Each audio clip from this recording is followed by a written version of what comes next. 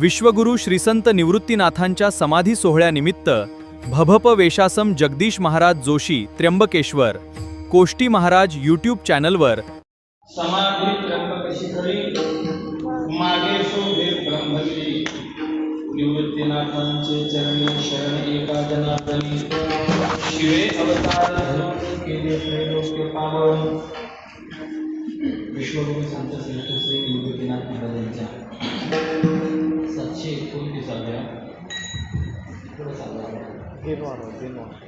729व्या संजीवन समाधी सोहळ्याच्या निमित्ताने हा अखंड हरिनाम सप्ताह चालू वर्षी हा आरंभित झालेला उपक्रम म्हणजे एकंदरीत त्र्यंबकेश्वर क्षेत्राच्या इतिहासाच्या दृष्टिकोनातून महत्त्वाचा उपक्रम कारण सनातन वैदिक धर्माचं मूळ अधिष्ठान जेवढे काही परमार्थाला पोषक असलेली साधनं आहेत ती साधनं करण्याचं एक अत्यंत महत्त्वाचं स्थान. मी नेहमी सांगतो, पुनरुक्तीचा दोष ओळखून पुन्हा बोलतो. सामान्यतया उद्धाराकरता तपश्चर्या, दान, मरण या तिन्ही गोष्टी अपेक्षित आहेत. आयुष्यामध्ये तपश्चर्या घडली तर मोठेपण आहे. म्हणून माऊलीने देखील विचार मांडला, तपेविन दैवत तपा वाचून दिव्यत्वाची प्राप्ती आहे. किंवा अभिनव शुकाचार्य आपण स्मरणीय गुरुवर्य श्री डोंगरेजी महाराज नेहमी सांगायचे, तप शब्द जर उलटा केला तर पत शब्द तयार होतो. ज्यांना अशी अपेक्षा आहे की आपलं जीवनामध्ये पतन होऊ नये त्याने आयुष्यामध्ये तप केलं पाहिजे.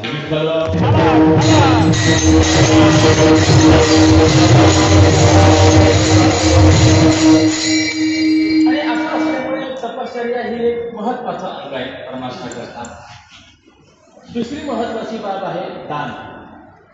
इतर युगांमध्ये दानाला तेवढं महत्त्व नव्हतं, परंतु वर्तमान कलियुगामध्ये दानाला अधिक महत्त्व आहे. पण एक वाक्य असं आहे, दानमे कंकरौ युगे. कलियुगामध्ये जर उद्धार करून घ्यायचं असेल तर त्याकरता एक सर्वश्रेष्ठ मार्ग आहे, तो दानाचा मार्ग आहे. मग ते दान कोणतं हा मोठा प्रश्न आहे. अन्नदान आहे, द्रव्यदान आहे, विद्यादान आहे. यामध्ये द्रव्यदानापेक्षाही सुद्धा अन्नदानाला आणि विद्यादानाला अधिक महत्त्व आहे.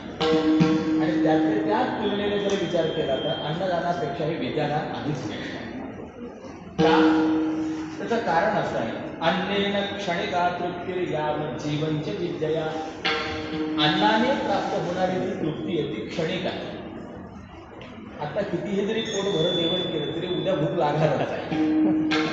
भर असलेलं पोट आयुष्यभर भरण्याचा मनुष्य प्रयत्न करतो, परंतु भरत मात्र म्हणजे याचाच अर्थ असा आहे की अन्नाने प्राप्त होणारी जी तृप्ती आहे ती सांकुशा तृप्ती आहे, परंतु विद्येने ज्ञानाने प्राप्त होणारी जी तृप्ती आहे ती निरंकुश आहे. यावत जीवनची विद्या, या अभ्यास केलेला शिकलेलं जे आहे हे मृत्यूच्या अव्यवहित पूर्वक्षणापर्यंत माणसाला साथ देणार आहे.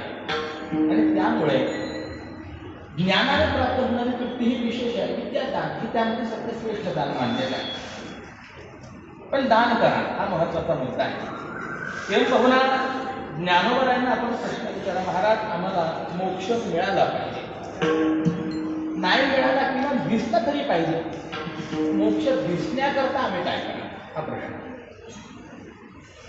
पाताळामध्ये धन असतं, भूमीमध्ये, पण भूमीतलं धन हे प्रत्येकाला दिसतं का? ते धन दिसण्याकरता हे आवश्यक आहे. तो पायाळू असावा. नुसता पायाळू असतं म्हणून त्याला भूमीत धन दिसतं असं नाही. विशिष्ट पद्धतीने निर्माण केलेलं जे अंजन आहे ते अंजन त्याच्या डोळ्यामध्ये घालावं. मौलींची उभी आहे, डोळ्या अंजन भेटे मग दृष्टीची फाटा फुटे. अशा पायाच्या डोळ्यामध्ये ज्या वेळेला ते विशिष्ट प्रकाराने बनवलेलं अंजन घातलं जातं त्यावेळेला त्याला त्या पाताळातलं ध्वनी दिसत असतं. त्याप्रमाणे मोक्षरूपी ठेवा हा आपल्या नजरेस पडावा असं जर वाटत असेल तर त्याकरता डोळ्यामध्ये घालावयाचं जे अंजन आहे त्याचं नाव दान आहे. विठ्ठल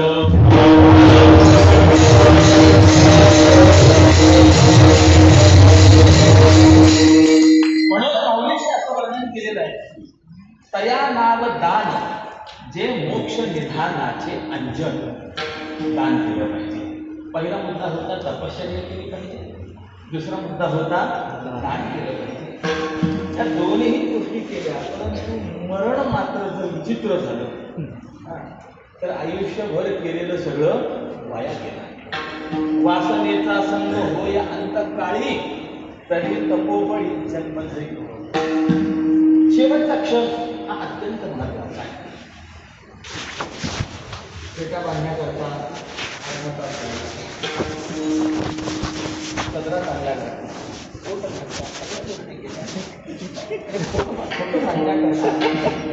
बटन दाबून डोळे बंद. तासभर केलेली तयारी आहे, काही उपयोग आहे अर्थ काय? फोटो चांगला घेण्याकरता ज्या वेळेला फ्लॅश पडणार आहे त्यावेळेला आपण स्थितीमध्ये असणं म्हणजे याचाच अर्थ असा आहे की मरण साध्य झालं पाहिजे. जगदगुरुवाय सुद्धा आपल्या पूर्व आयुष्याचं चिंतन करतात आणि सांगतात की हा जो काही परमात्मा ही जी काही मुठा ठेव मी आतापर्यंत केली ही कशा करता केली.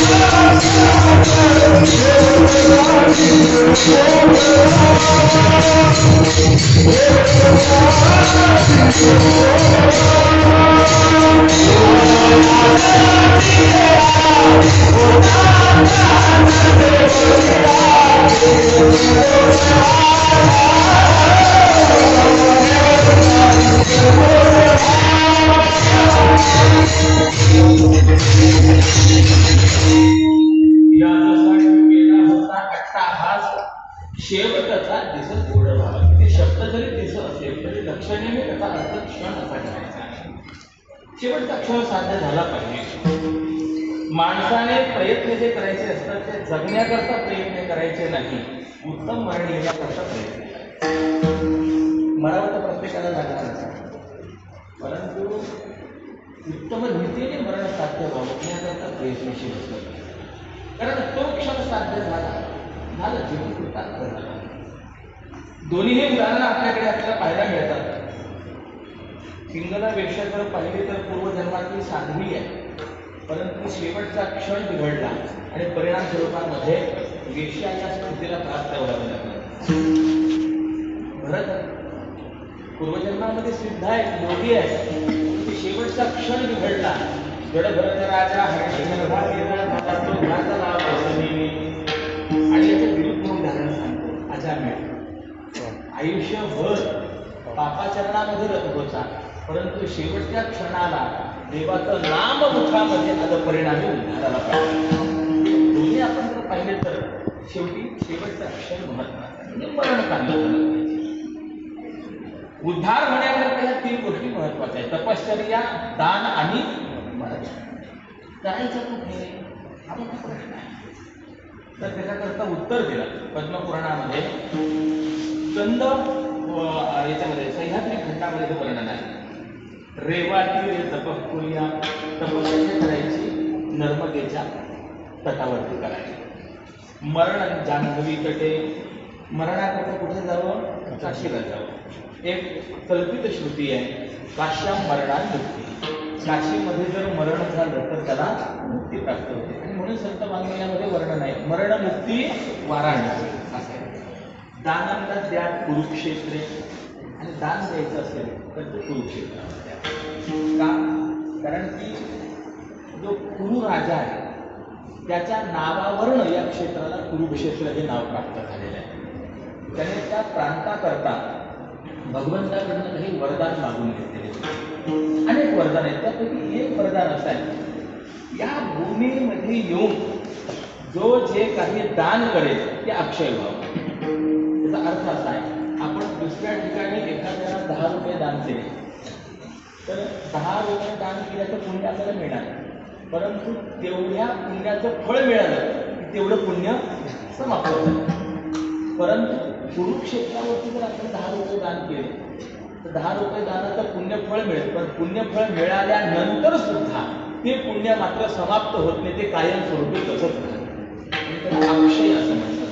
आणि असं अक्षय त्या ठिकाणी होत असल्या कारणाने दानांना त्या कुरुक्षेत्रावर दान करा. आता बघा गंमत कशी झाली. तपश्चर्या करण्याकरता जायचं नर्मदेला, दान द्यायला जायचं कुरुक्षेत्राला, आणि मरायला जायचं काशीला. आता एवढी आयुष्याची त्रिस्थळी यात्रा करायची म्हणजे ती कठीण पडतं. म्हणून व्यास नारायणांना ऋषीमुनींनी प्रश्न विचारला की एवढं सर्व शक्य नाही. किंबहुना ज्या वेळेला दीर्घायुष्य होतं त्यावेळेला कदाचित या गोष्टी करणं शक्य होतं, परंतु आयुष्यामध्ये या गोष्टी शक्य नाही. कुठे राहिल्याने उद्धार होईल त्याचं उत्तर व्यासाने शेवटच्या चरणात दिलं. तत्सर्वं गौतमी तटे, ते सगळं कुठेतरी एकच ठिकाणी साध्य करायचं असेल तर ते त्र्यंबकेश्वरी.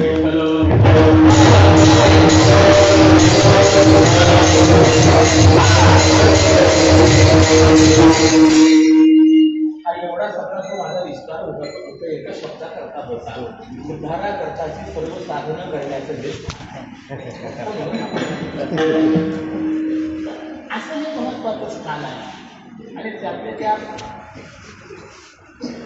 सगळं तीर्थ सारभूत असते नाथ महाराज.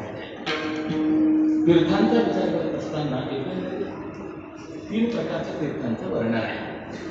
तसे तर अनेक तीर्थ आहेत, परंतु प्रामुख्याने 3 प्रकारचे तीर्थ आहेत. मानस तीर्थ, स्थावर तीर्थ आणि जंगम तीर्थ, हे 3 प्रकारचे तीर्थ.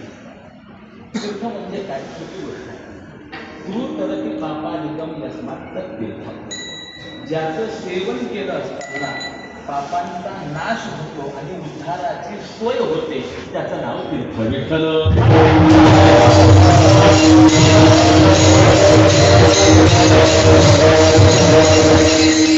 तीर्थ शब्दाची ही व्याख्या लक्षात ठेवा, आणि जिथे जिथे तीर्थ शब्द वापरला जातो तिथे तिथे याचं चिंतन करा. ज्याचं सेवन केल्याने पापादिकांचा नाश होतो आणि उद्धाराची सोय होते त्याचं नाव तीर्थ. आपल्याकडे आई वडिलांना सुद्धा काय म्हटलं जातं? मातृतीर्थ, पितृतीर्थ. ते बघून माऊलींनी वर्णन केलं. सकळ तीर्थांची धुरे ही व्याख्या सगळीकडे आपण असे जे तीर्थ आहेत ज्यांचं सेवन केल्याने पापाचा नाश, उद्धाराची सोय, अशा तीर्थांमध्ये जे प्रकार आहेत त्यामध्ये पहिला प्रकार आहे मानस तीर्थ. मानस तीर्थ म्हणजे काय? तीर्थ बाहेर दिसत नाही, हे आपल्या अंतःकरणात असणारी असतात, परंतु आपल्याला पापमुक्त करणारी आणि उद्धाराला नेणारी असतात. मग अशी तीर्थ किती? मानस तीर्थ 28 तीर्थ आहे. सत्यम तीर्थम, दया तीर्थम, तीर्थम इंद्रिय संयमः, सत्य भाषण करणे तीर्थ आहे. दया तीर्थ आहे, इंद्रिय संयम तीर्थ आहे, क्षमा तीर्थ आहे, धैर्य तीर्थ आहे. असे किती आहे? 28 तीर्थ आहे. मला विचारायचं आहे, सत्य बाहेर आहे का आत आहे? आत आहे. दया ही बाहेर आहे का आत आहे? दया आत असते आणि तिचं जे काही विस्तारीकरण आहे ते बाहेर प्रगट होत असते. कृतीवरनं कळतं याच्या अंतःकरणामध्ये दया आहे. दयावंत जे अंतरी, ते आत आहे. असे आत असणारे आहेत, परंतु उद्धारापर्यंत येणारे असे 28 मानस तीर्थ आहेत. चला एक मुद्दा बाजूला ठेवा. दुसरा तीर्थाचा प्रकार आहे, त्याला म्हणतात स्थावर तीर्थ. स्थावर म्हणजे काय? एका ठिकाणी असणारे, ते चालत नाही, फिरत नाही, इकडे तिकडे जात नाही, त्यांना म्हणायचं स्थावर तीर्थ. मला विचारायचं आहे, कुशावर्ता आपल्याकडे येतं संस्थेमध्ये का आपल्याला कुशावर्तापर्यंत जावं लागतं? आपल्याला कुशावर्तापर्यंत जावं लागतं. पुरुषावर्त हे स्थावर तीर्थ असे जगामध्ये अनेक स्थावर तीर्थ आहेत. आणि तिसरा प्रकार आहे त्याचं नाव आहे जंगम तीर्थ. जंगम या शब्दाचा अर्थ आहे चालते फिरते. मग जेवढी संत मंडळी आहे ती संत मंडळी तीर्थ आहे. कारण की तीर्थी कुर्वंती तीर्थांनाही तीर्थत्व प्रदान करणारे आहेत. पण हे कोणते तीर्थ आहेत? हे जंगम तीर्थ आहेत. विठ्ठल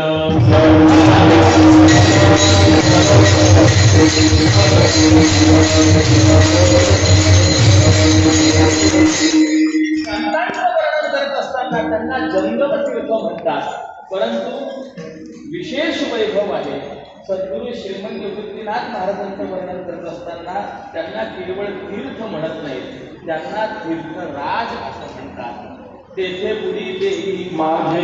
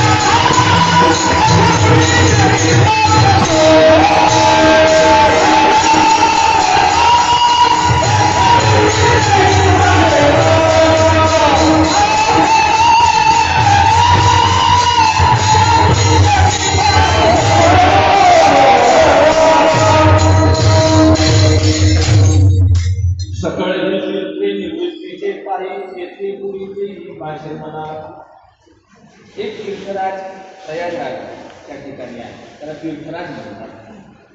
समुद्राला तीर्थराज म्हणतात. कारण एका समुद्राच्या स्नानामध्ये सर्व तीर्थांचं स्नान घडतं.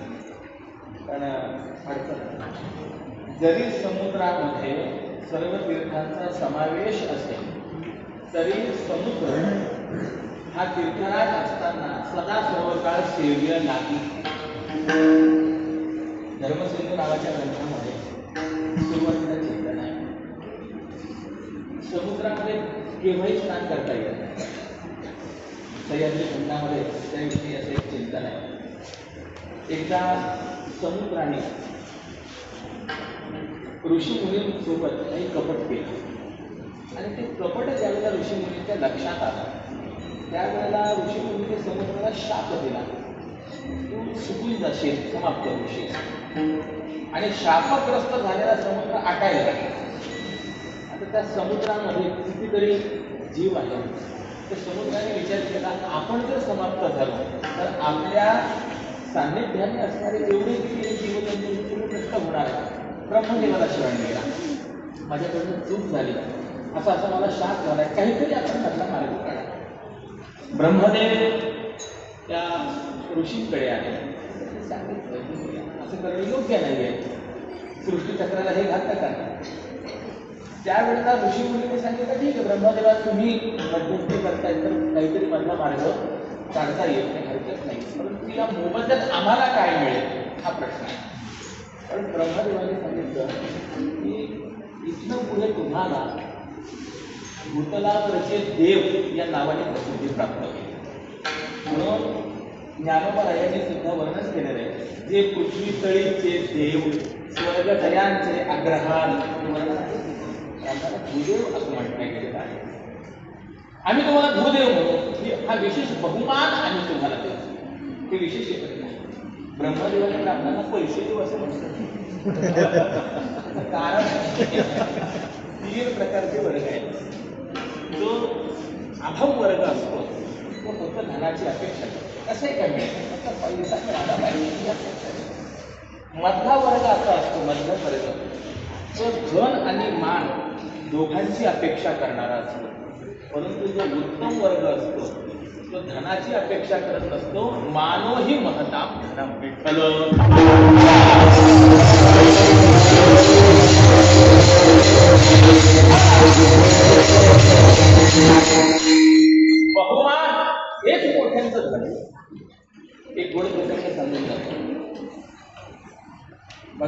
कृष्ण संदीपने ऋषींकडे विद्याध्ययन पूर्ण केलं, परतीला निघाले त्यावेळेला गुरुदेवांसमोर हात जोडून उभे राहिले. गुरुदेव गुरुदक्षिणा काय देऊ तेवढं सांगा. संदीपने सांगितलं, कृष्णा माझा शिष्य म्हणून विद्यार्थी म्हणून ज्या क्षणी तो या आश्रमामध्ये पहिलं पाऊल टाकलं त्याच क्षणाला मला गुरुदक्षिणा मिळाली. भगवान श्रीकृष्णाने सांगितलं नाही तुम्हाला मी काहीच दिलेलं नाहीये, असं असताना तुम्हाला गुरुदक्षिणा मिळाली कशी? संदीपने भगवंताला प्रश्न विचारला, तुला शिकवलेल्या ज्या विद्या आहेत त्या विद्यांमध्ये ज्योतिष विद्या आहे की नाही? तू ज्या वेळेला माझा शिष्य म्हणून आश्रमात आला तुझ्याकडे पाहत असताना भालाक्षर आहे त्याच्यामध्ये मला लक्षात आलं एक दिवस असा तुझ्या आयुष्यामध्ये येणार आहे की ज्या दिवशी संपूर्ण जग तुझा जगद्गुरू म्हणून नमस्कार कृष्ण म्हणजे अलीकडे नावा आजूबाजू जगद्गुरू लावणारे अनेक आपल्याला त्यांच्याविषयी परंतु मुळात जगद्गुरू मोठेच आहे आणि त्यामध्ये आद्य जगद्गुरू हे भगवान श्रीकृष्ण आहे. भगवान कृष्णांनी संदीपने नमस्कार केला, तुमचा मोठेपणा आहे, तुमची कृपा आहे. संदीपने सांगितलं तसं नाही, अरे तू जगाचा गुरु होणार आहे ही गोष्ट मान्य आहे, पण एखाद्याने जरी प्रश्न विचारला की जगद्गुरूचा गुरु कोण, तर त्यावेळेला नाव माझं येणार आहे, पण हीच माझी असलेली गुरुदक्षिणा आहे.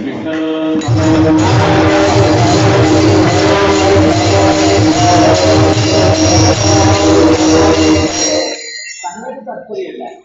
संदीपने धनाची अपेक्षा केली नाही, मानाची अपेक्षा केली. मानव ही महत्ता धन, आणि असं असल्यामुळे जेव्हा त्यांना भूदेव ही पदवी प्राप्त झाली त्याच्या निकट ठीक आहे, आता समुद्र आटणार नाही, त्याचा ऱ्हास होणार नाही, पण त्याने जे काही केलेलं दुष्कर्म आहे त्याचा परिणाम म्हणून हा सदा सर्व काळ स्पर्शनीय राहणार नाही. म्हणून रामेश्वर ज्या ज्या ठिकाणी नदी आणि समुद्र यांचा संगम होतो ती ठिकाणं अशी काही मोठी ठिकाणे आहेत की त्या ठिकाणी आपण जर गेला तर तेव्हाही समुद्र स्नान करता येतं, परंतु त्या स्थानांव्यतिरिक्त इतर ठिकाणी तिथी पर्वताशिवाय समुद्राला स्पर्श करता येत नाही. दृश्य आहे म्हणजे मला सांगायचं तात्पर्य असेल तीर्थराज आहे, सगळे तीर्थ समुद्रामध्ये आहेत, परंतु असा असताना सुद्धा समुद्र मात्र अस्पृश्य आहे. परंतु सद्गुरू श्रीमंत निवृत्तीनाथ हे तीर्थराजत्व मात्र असं आहे की सदा सर्व काळ पवित्र करणार आहे.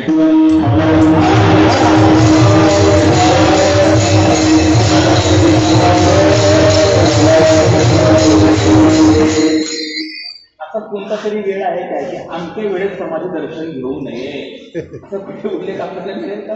असं निषेध कुठे नाही. जे मला सांगण्याचं तात्पर्य असं आहे की जगामध्ये तीर्थ अनेक आहेत, तीर्थराजही आहेत, परंतु त्या सर्वांपेक्षा निवृत्तीनाथ महाराजांचं वैभव हे काही स्वतंत्र आहे. आणि अशा निवृत्तीनाथ महाराजांच्या चरण सान्निध्यात आपल्याला वास करायला मिळतो ते आपलं भाग्य आहे. आणि असं असल्यामुळे ज्याच्या चरणी ज्याच्या पदरी निवास करतो त्याच्याविषयी कृतज्ञता व्यक्त करणं, अंतःकरणामध्ये कृतज्ञता राखणं हा प्रत्येकाचा कर्तव्याचा भाग आहे. आणि तो कर्तव्याचा भाग म्हणूनच संजीवन सोहळ्या निमित्ताने या सप्ताहाची योजना विठ्ठल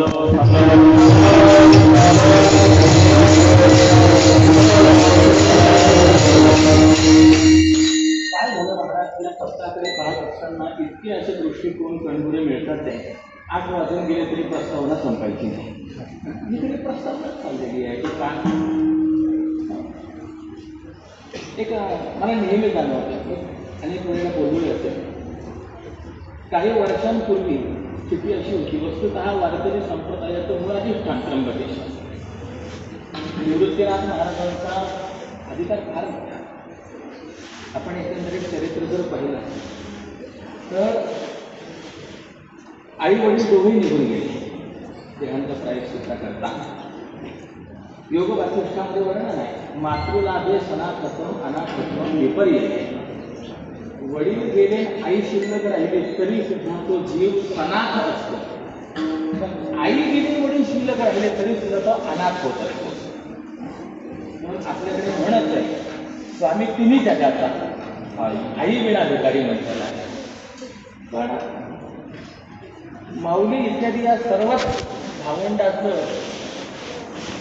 योग असा योग की आई वडील दोघेही सुद्धा युगपत एकाच वेळेला दोघेही गेले आणि यामुळे खरोखर असलेलं अनाथत्व जे आहे ते या भावंडाच्या ठिकाणी आहे. परंतु जात असताना आई वडिलांनी धाकटे असलेल्या या तीनही भावंडांची जबाबदारी जी आहे ती सद्गुरू श्रीमंत निवृत्तीनाथ महाराजांवरती सोपवली. विचार करण्यासारखी बाब आहे. साधारणतः एक 10-11 वर्षाचं असलेलं वय आणि अशा स्थितीमध्ये त्या तीनही भावंडांची जबाबदारी जर एखाद्या मुलावर सोपवली असेल तर ते किती कठीण आहे. थोडा विचार आहे की गाव देहांचं प्रायश्चित्त घेतलं पाहिजे ही गोष्ट त्यावेळेच्या दृष्टीला अनुसरून होती मान्य आहे. पण अजून थोडंसं थांबून मग जिंकला तर काही फरक पडला असता. थोडं मुलं मोठी माहिती उभू द्यायला पाहिजे नंतर घेतलं असतं. तसाही समाजाकडनं जो आक्षेप होता तो होत असला परंतु असं याचा विचार आई वडिलांनी करायला पाहिजे का नाही. आज आपण सर्व विद्यार्थ्यांची आई वडिलांची भूमिका सांभाळता हे फार कठीण आहे. एक वेळेला दिवस सांभाळणं होत नाही सांभाळणं अति कठीण आणि त्यामुळे हे शिवक पेरल्यापासून आम्ही लांब राहिलो अति कठीण आहे. पालक घरी निवांत झोपलेले असतात परंतु आज पाऊस पडतोय विद्यार्थी शाळेत जायचे की यायचे शिक्षकांना झोप नाही. मला विचारायचं आज 30-40 वय आपलं असताना सुद्धा मुलं सांभाळायची तर एवढा त्रास वाटतो. 11-12 वर्षाच्या मुलावरती 3 मुलांची जबाबदारी सोडून आई वडिलांनी जावं. त्यांना मातृहृदय नाही पितृहृदय नाही आहे की नाही. पण असं असताना सुद्धा ते जबाबदारी सोडतात आणि जातात. तर या पाठीमागची भूमिका आहे. निवृत्तीनाथ महाराज कोणत्या अधिकाराचे आहेत याची जाणीव आई वडिलांनी.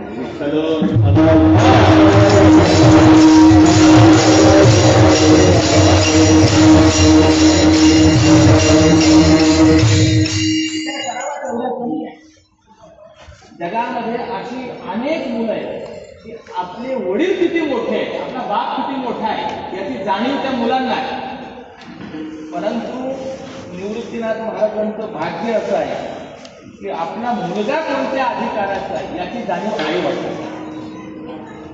आणि असं असल्यामुळे निवृत्तीनाथ महाराजांवरती जबाबदारी सोपवली आणि निघाले. अनाथ झालेल्या एका मुलाला जगाची आई बनवण्याचं सामर्थ्य जर कोणाचं असेल तर ते निवृत्तीनाथ महाराजांचं. विठ्ठल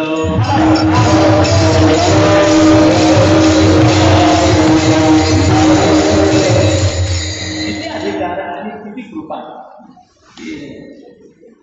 तुम्ही आम्ही ज्ञानोबरायांना आई म्हणावं माऊली म्हणावं यात नवल नाही. वेदशास्त्र देती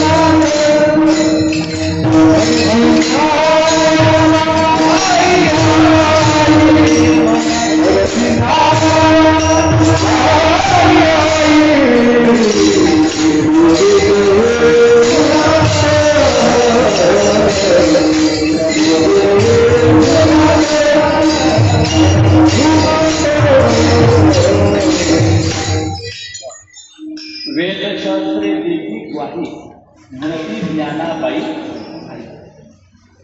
सगळ्या जगाचं आई म्हणतो, पण ज्ञानोबाराय माऊली झाले ही कृपा कोणाची आहे? ती निवृत्तीनाथाची.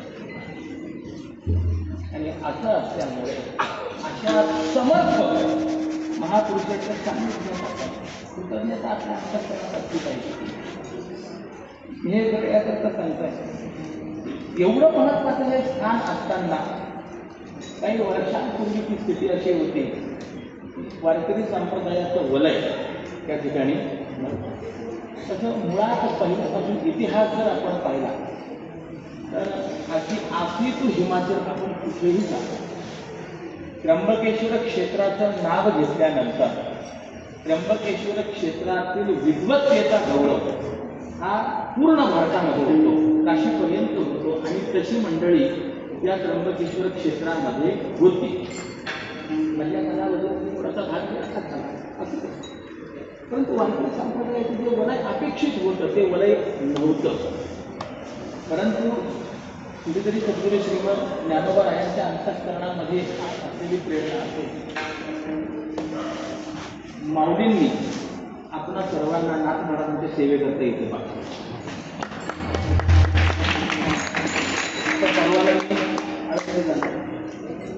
भूमिका असते, भावना असते अंतःकरणामध्ये की माऊलींची सेवा करण्याकरता नाथ महाराज इथून पाहिजे. तशी नाथ महाराजांची सेवा करण्याकरता माऊलींचं काही दायित्व आहे की मला आठवत. त्र्यंबकेश्वरामध्ये पहिला शिक्षण संस्थेचा प्रयोग हरिभक्ती परंपरा श्री गोविंद महाराजांनी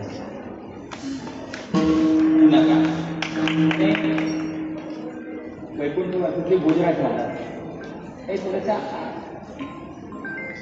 संकटे आले, आपत्ती आले, त्यामुळे ती संस्था थांबवावी लागली. जर ती चालू राहिली असती तर आज मितीला त्र्यंबकेश्वरच्या संस्थेमधून पाठ सांगणारा विद्यार्थी तयार झाला असता, एवढं मात्र नाही. कारण की त्यांच्या संस्थेचे विद्यार्थी ते पाठाला येत होते, संस्कृत बोलायला लागले होते, इथपर्यंत त्यांची प्रगती झालेली होती. असं भाग पुढचा. परंतु त्यानंतर एक आपला सर्वांचा हे आज त्र्यंबकेश्वरमधून आपण जर भ्रमणाकरता निघालो तर कुठेतरी हरिपाठाचा, पक्वासाचा, गायनाचा आवाज येतो आणि हे पाहूनच समाधान. असं आहे भौगोलिक क्षेत्रामध्ये या गोष्टीची नोंद हो अगर ना हो, परंतु सद्गुरू श्रीमद निवृत्तीनाथ महाराजांच्या अंतःकरणामध्ये आपण सर्व संस्था चालक हे करत असलेल्या योगदानाची नोंद मात्र निश्चितपणे झाल्याशिवाय राहणार नाही.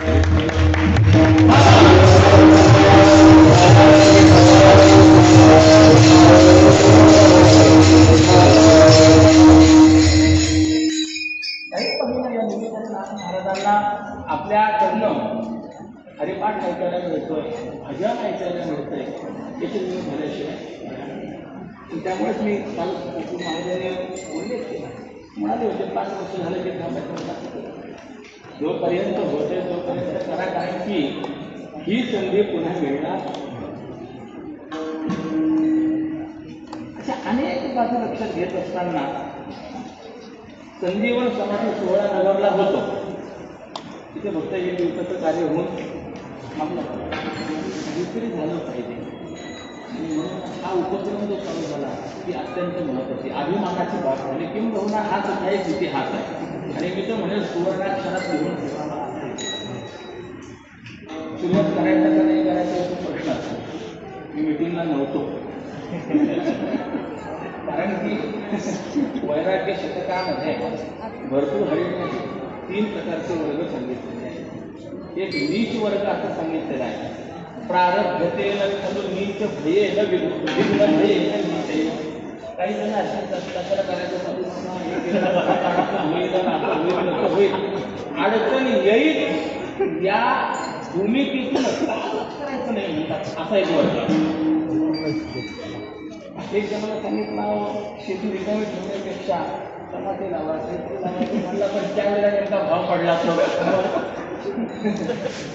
एक प्रकार.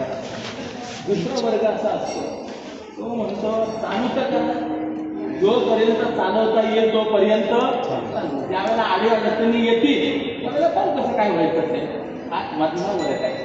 आणि तिसरा वर्ग असा आहे, कितीही अडचणी येऊ देत, काही येऊ देत, जे चालू केले ते शेवटपर्यंत नेणारे ते उत्तम वर्ग आहे.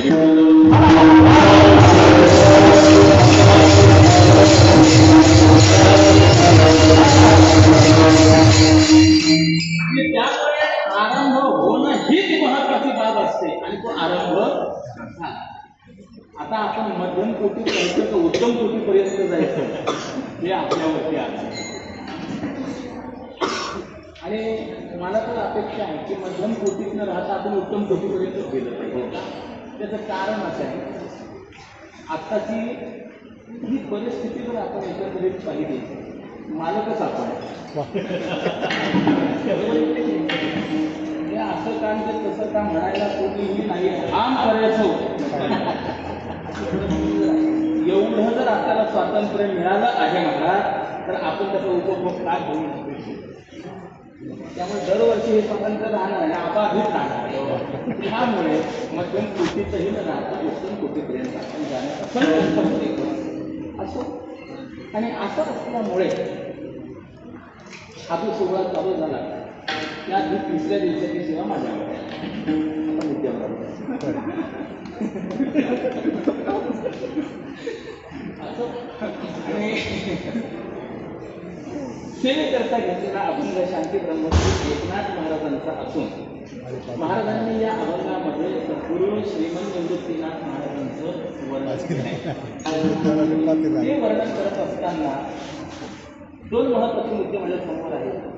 नाथ महाराजांना धन्य म्हणतात ही एक बाब आहे, आणि सद्गुरू श्रीमंत निवृत्तीनाथ महाराज म्हणजे भगवान शंकराचा अवतार आहे ही दुसरी बाब आहे. हे दोनच मोठी पिढीची सांगणार आहे. विठ्ठल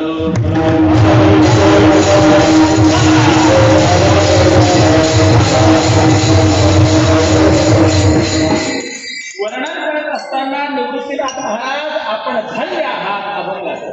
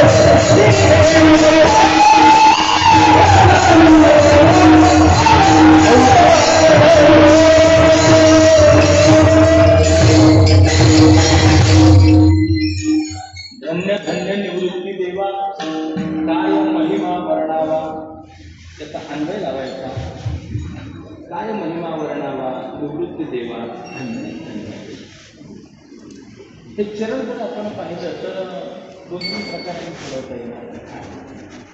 काही वेळेला एखाद्याच्या ठिकाणी वर्णन करण्यासारखे काही नसतं आणि त्याच्या जीवनातले सगळे पराक्रम जर पाहिले तर ते सुद्धा फक्त नतमस्तक होण्यासारखेच असतात. त्यावेळेला सुद्धा असाच आनंद लागतो. काय महिमा वर्णावा.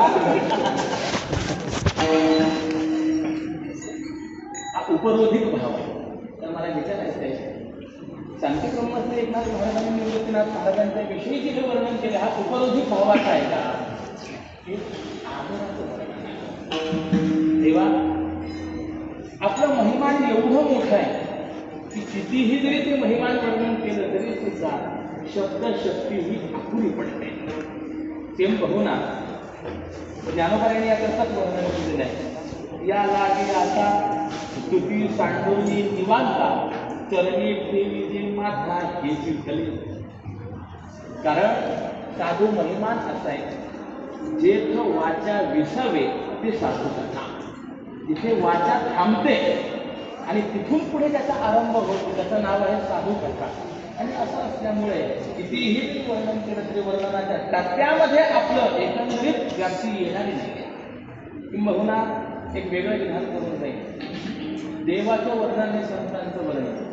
जे दोन वर्णनं करायला सांगितली तर देवाचं वर्णन करता येईल, संतांचं वर्णन करता येणार. कारण एकंदरीत देवाचाही अवतारच संतांचाही अवतारच, परंतु देवाच्या अवतार कार्याला अवताराला चौकटी लावता येते. देवाचा अवतार झाला कशाकरता? या या कारणाकरता अवतार झाला, चौकटी लावता येते. भगवान नरसिंहांचा अवतार कशा करता? प्रल्हादा कारणे संधी अवतार केला, चौकट लावली गेली. प्रल्हादांच्या रक्षण लावतात. आणखी काही आपण अवतार बघा. हा अवतार कशा करता? अमक्याच्या उद्धारा करता. आपल्याला चौकट लावता येते. पण मला विचारायचं, ज्ञानोबारायांचा अवतार उद्धारा करताना होतो कुणाच्या? असा जर प्रश्न विचारला तर अमक्याच्या एकाच्या उद्धारा करता म्हणून ज्ञानोबारायांचा अवतार आहे. ही चौकट माऊलींना लावता येत नाही. प्रगट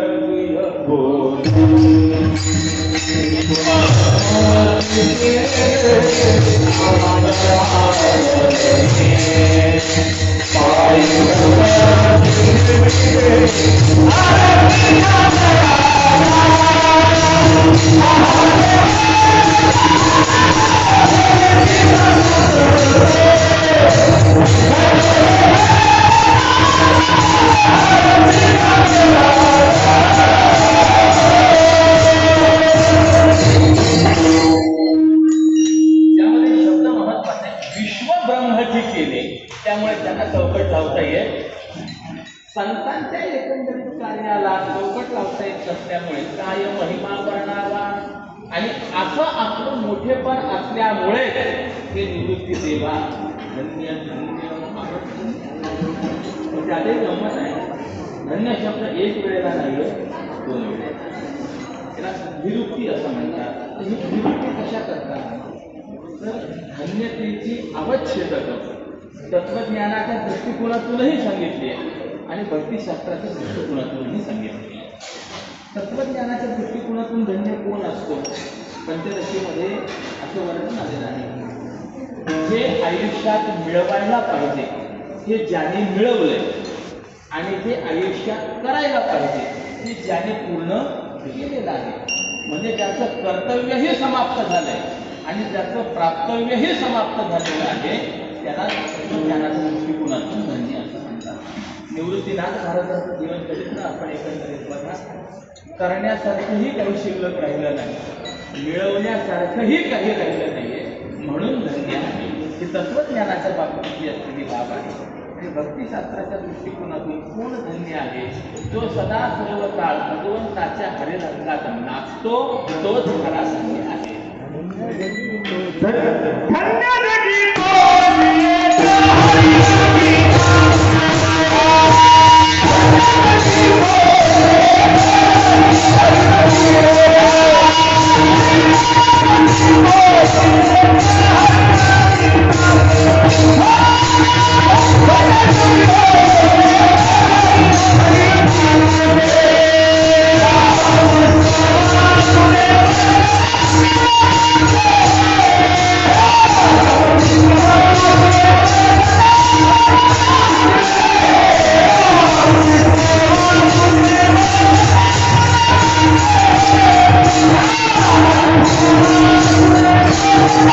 धन्य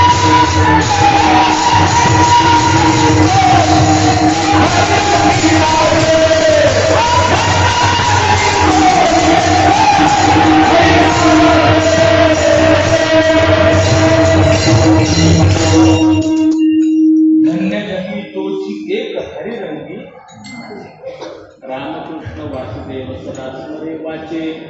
निवृत्तीनाथ महाराजांचं जर आपण पाहिलं तर इथेपासून चिंतन चाललेलं आहे. म्हणजे भक्तिशास्त्राच्या दृष्टिकोनातूनही त्यांच्या ठिकाणी धन्यता आहे, म्हणून विरुक्तीने आहे. धन्य धन्य निवृत्ती देवा काय वर्णावा.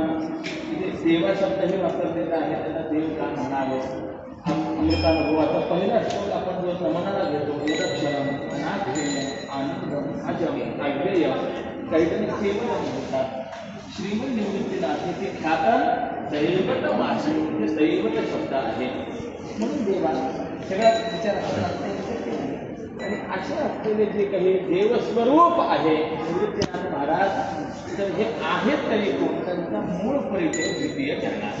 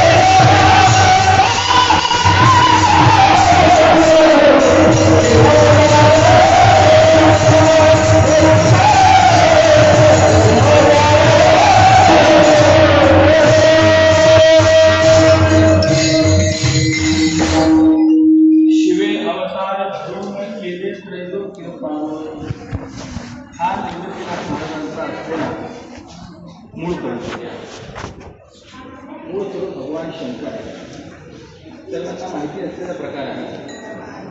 विठ्ठल पंतांची भगवान त्र्यंबक राजांवरती नितांत श्रद्धा होती. त्यामुळे विद्याध्ययन पूर्ण झाल्यानंतरही ज्यावेळेस तीर्थयात्रेला आले त्यावेळेस त्र्यंबकेश्वर तीर्थयात्रा करण्याकरता आले होते असं उल्लेख आपल्याला पाहायला सापडतो. ही पहिली बाब. त्यानंतर विवाह झाल्यानंतरही संतती होत नाहीये त्यावेळेला हे दाम्पत्य पुन्हा त्र्यंबकेश्वर क्षेत्री आलं. त्र्यंबक राजाची सेवा ही दुसरी वेळ आहे. आणि संतती झाल्यानंतरही पुन्हा आयुष्यामध्ये साधना घडावी याकरता हा पूर्ण परिवार हा त्र्यंबकेश्वरी येऊन त्र्यंबक राजाची सेवा केली ही तिसरा वेळ आहे. एकंदरीत या घराण्याचा आणि या त्र्यंबक क्षेत्राचा जबरदस्त संबंध आहे. काय होतं मानवी सेवेत ऐकण्याकरता आलं.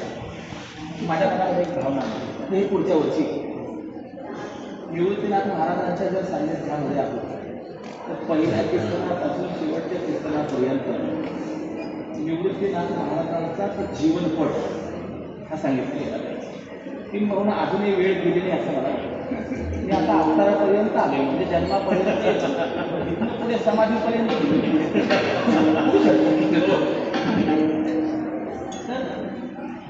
हे दाम्पत्य संसारामध्ये फळ मिळेना म्हणून तिथे आलं. रोज विषावर स्नान करावं, ब्रह्मगिरीची प्रदक्षिणा करावी. शिवमहापुराणामध्ये ब्रह्मगिरी पर्वत म्हणजे हे साक्षात भगवान शंकरांचं स्वरूप आहे. भगवान शंकरांना ब्रह्मदेवाचा शाप झाला होता की तुम्ही पर्वत स्वरूप म्हणजे पाषाणाचे व्हाल, तर ते भगवान शंकरांनी तो शाप खरा करण्याकरता म्हणून हे स्वरूप धारण केलेलं आहे. आणि ब्रह्मदेवांना पश्चाताप झाला. ब्रह्मदेवाने सांगितलं की चुकलो मी, तुम्हाला शाप दिला, पण मी तुमच्या सान्निध्यात राहील. म्हणून ब्रह्मदेव सुद्धा या ठिकाणी येऊन राहिले. म्हणून ब्रह्माद्री असं मुळामध्ये याचं पहिलं नाव आहे. ब्रह्मदेव आणि आखरी स्वरूप भगवान शंकर. आणि आखरी याचा अर्थ पर्वत होतो. तर पर्वताला संस्कृतमध्ये दुसरा शब्द गिरी आहे, म्हणून ब्रह्मगिरी असं त्याला ते नाव प्राप्त झालं. तर एकंदरीत भगवान शंकरांचं हे स्वरूप आहे. म्हणून जी प्रदक्षिणा केली जाते ती प्रदक्षिणा ब्रह्मगिरीची प्रदक्षिणा नाही, ती भगवान शंकरांची प्रदक्षिणा आहे. ही भगवान शंकरांची प्रदक्षिणा करावी. बऱ्याच दिवस हा उपक्रम चालू होता आणि शेवटी भगवान त्र्यंबकराज प्रसन्न झाले.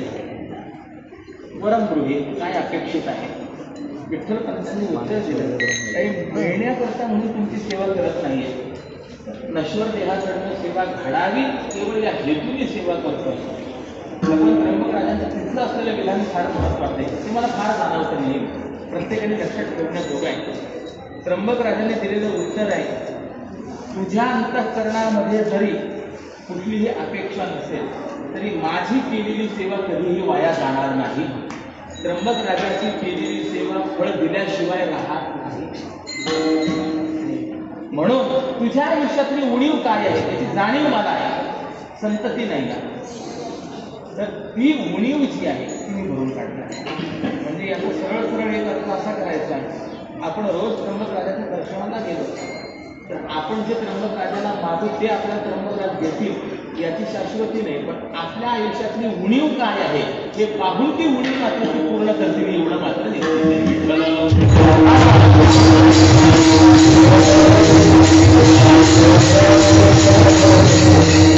आणि ती उणीव भरून निघेने या हेतूने दिलेला आशीर्वाद आणि त्याचा परिणाम या दाम्पत्याच्या पोटी पहिलं झालेलं अपत्य सदाशिवाचा अवतार नाही निवृत्तीला शिवे अवतार धरून गेले त्रैलोक्य पाहून. माझं कीर्तन येत पाहिजे कारण ती समाधी अजून पुढे आहे, 4 दिवस बाकी आहे. समाधी त्र्यंबकेशी खरी मागे शोभे ब्रह्मगिरी निवृत्तीनाथाचे चरणी शरण येता जनार्दनी शिवे अवतार धरून केले त्रैलोक्य पावन.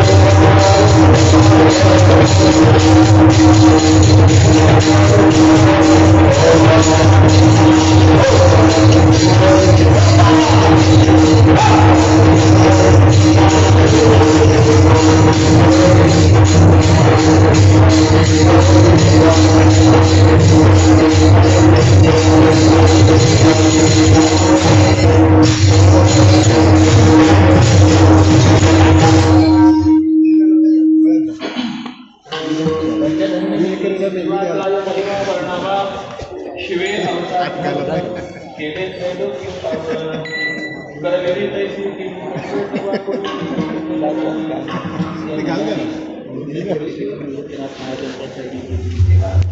त्यांच्या चरणी समर्पित करतो. आपलंच कार्यक्रम कुठं कोणाची विषय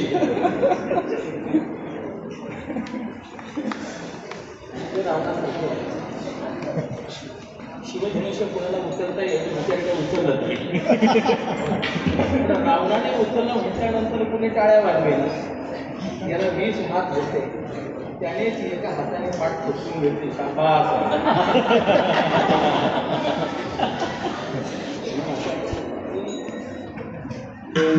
आपला सोहळा आहे, आपलं कर्तव्य आहे, सर्वांनी एक परिवार या संघतेने हे फक्त जे आरंभित केलेलं आहे, बीज आरोपण केलेलं आहे, त्याचा वटवृक्ष आपण करायचा हा संकल्प नाथ महाराजांच्या चरणी करून नाथ महाराजांनी आपल्याकडनं सर्वांकडनं ती सेवा करून घ्यावी. सर्वांच्या जीवनामध्ये हे सर्व कार्य करण्याकरता सर्व प्रकारचं अनुकूलत्व प्राप्त करून घ्यावं एवढीच प्रार्थना करून माझ्या वाक्प्रपंचाला विराम देतो. ज्ञानेश्वर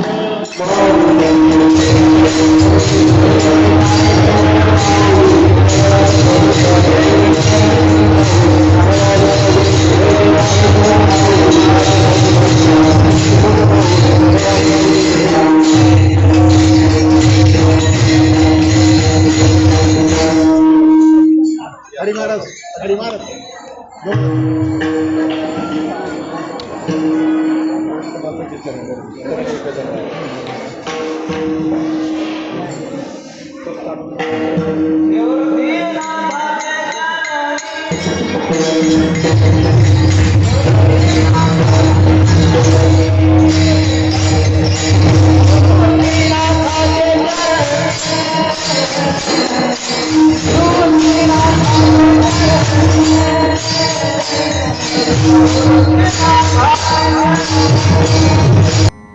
कोष्टी महाराज हे यूट्यूब चॅनल आजच सबस्क्राईब करा. बेल आयकॉनवर क्लिक करा. शुद्ध सांप्रदायिक चाली, कीर्तनं, प्रवचनं, कथा, पारायणं असे वारकरी संप्रदायाशी संबंधित व्हिडिओ पहा. आपणही पहा आणि इतरांनाही आग्रहपूर्वक सांगा.